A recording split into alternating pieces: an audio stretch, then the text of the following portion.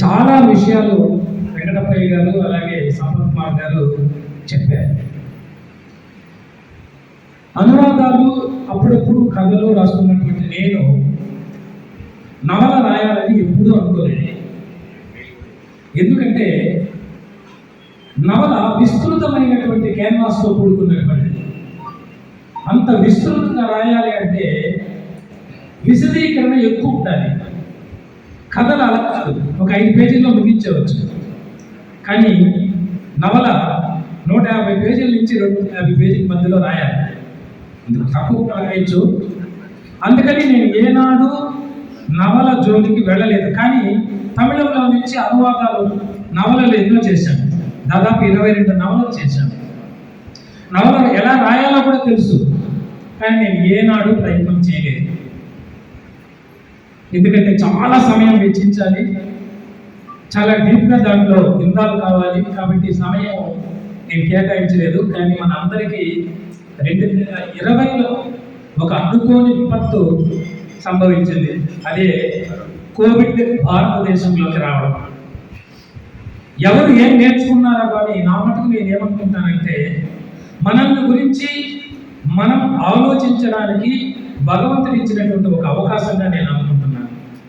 ఎక్కడికి వెళ్ళడానికి లేదు, ఇంట్లోనే ఉండాలి, గంటలు ఉండాలి. ప్రయాణాలు లేవు, రైళ్లు లేవు, బస్సులు లేవు. ఒక రచయిత ఏం చేయగలడు? ఎంతసేపు కామ్గా ఉండగలడు? ఉండలేడు. మిగతా వాళ్ళైనా టీవీలో ఎంటర్టైన్మెంట్ పాటలో ఏవో చూస్తూ గడిపేవచ్చు.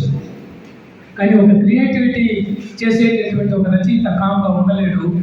అప్పుడు నవల రాయాలి అనేటటువంటి ఒక ఆలోచన వచ్చింది 2020లో. అయితే ఏమి రాయాలి? అప్పటి వరకు నిజంగా నేను నవల రాసే ఉద్దేశం లేదు, ఏమీ లేదు. అయితే రాయాలి, ఇదే సరైన సమయం అనుకున్నాను. మీరు నమ్మరు, మీ జీవితంలోకి మీరు తిరిగి చూసుకుంటే మీ జీవితమే ఒక నవల. మీ జీవితంలో జరిగిన సంఘటనలు మరొకరి జీవితంలో జరిగి ఉండవు. ఒక్కొక్కటి ఒక్కొక్క రకమైన జీవితం.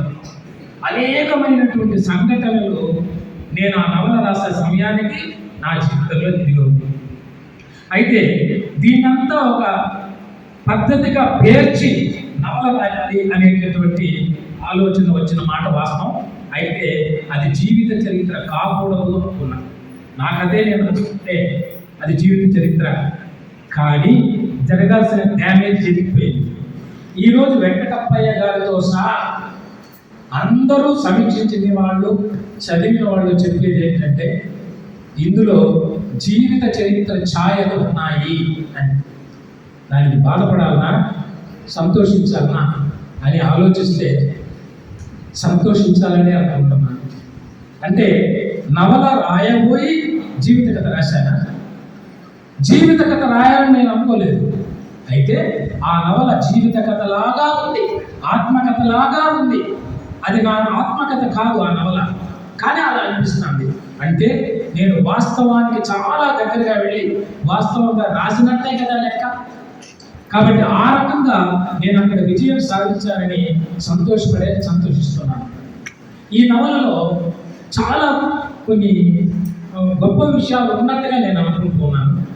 మొదటి చాప్టరు, లాస్ట్ చాప్టరు తీసేస్తే నవల మొత్తం ఫ్లాష్ బ్యాక్లోనే నడుస్తుంది. నవల సమకాలీన పరిస్థితుల్లో జరగదు. ఎప్పుడో 30 సంవత్సరాల క్రితం జరిగిన సంఘటనల యొక్క సమాహారమే ఈ నవల.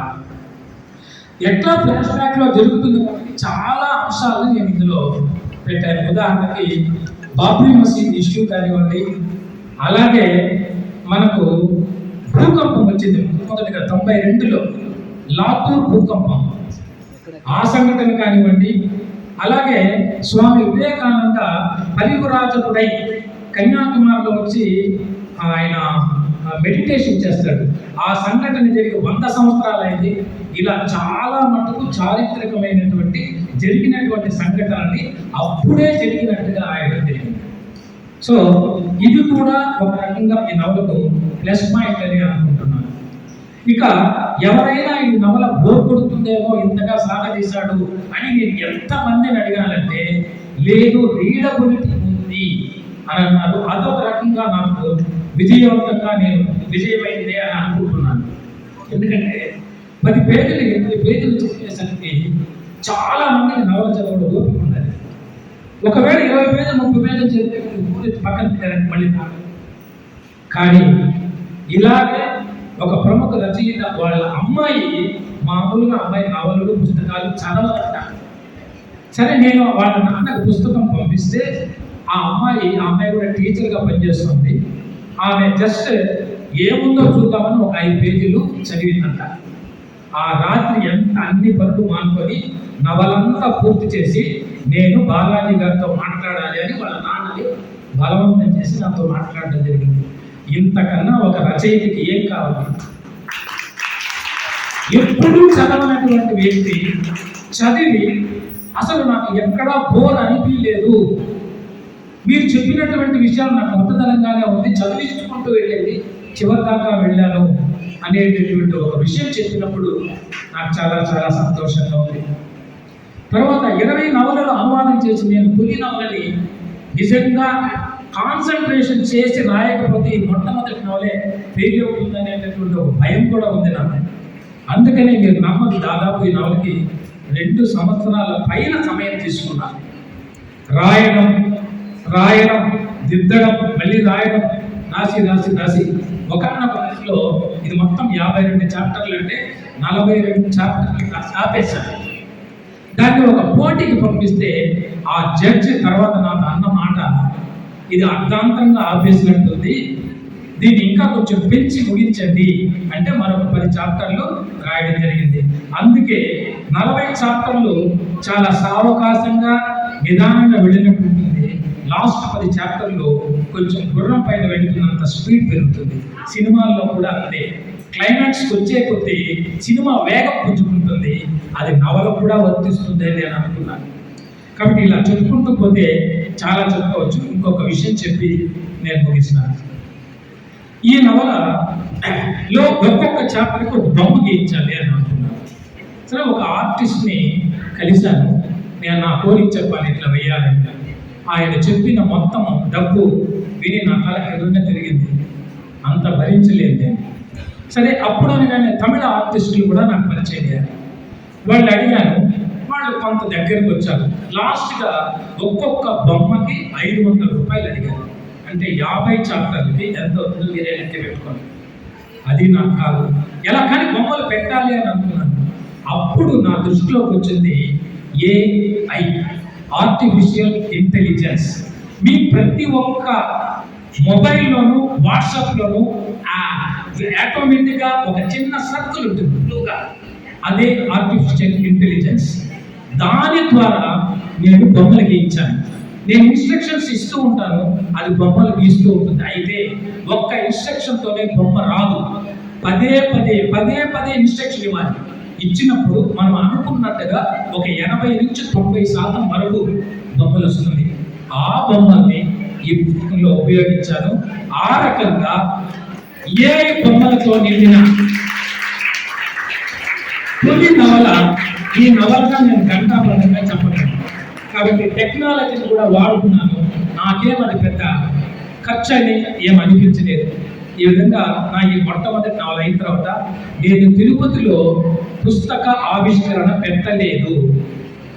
నా ఆవిష్కరణ ఇదే మొదటిది, ఇక్కడే జరుగుతోంది. అయితే విజయవాడ దగ్గర దుగ్గిరాల అనేటటువంటి ఒక గ్రామంలో ఒక పెద్ద రచయిత ఉన్నాడు, బాలల రచయిత. ఆ రచయిత ఆయనకు కళారత్న అవార్డు ఇచ్చారు. ఆయన వయసు 92. ఆయన నాకు పరిచయం ఉన్నారు. యాక్చువల్గా అవార్డులు వచ్చినప్పుడు ఆ గ్రామంలో ఆ ఊర్లో ఉన్నటువంటి వాళ్ళు అభినందన సభ జరుపుతారు. ఈరోజు గంగిరెడ్డి శివకుమార్ గారికి జరపబోతున్నట్టుగా ఒక అభినందన. ఆయనకి ఎవరు పట్టించుకోలేదు. అప్పుడు నేను ఆ కళారత్న వచ్చిన సందర్భంగా వాడూరుకి వెళ్ళి ఆయనకు ఒక అభినందన సభ ఏర్పాటు చేసి ఆయన చేతుల మీదుగా ఆవిష్కరణ జరిపించాను అని అనిపించుకున్నాను. అక్కడ ఏమి సమీక్ష జరపలేదు, ఏమీ జరపలేదు, ఇక్కడే జరపాలని నేను రామకృష్ణ గారిని అడిగాను.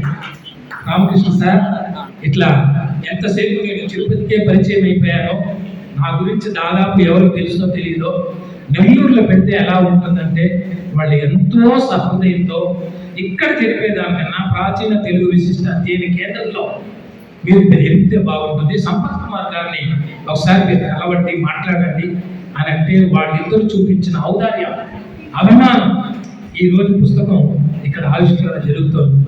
నిజంగా ఒక రకంగా నాకు అదృష్టమే. ఇక్కడ ఈ శాఖ ద్వారా వారి చేతుల మీదుగా ఆవిష్కరణ జరగడం నాకు ఆనందంగా ఉంది. అలాగే తొలి ప్రతి స్వీకర్త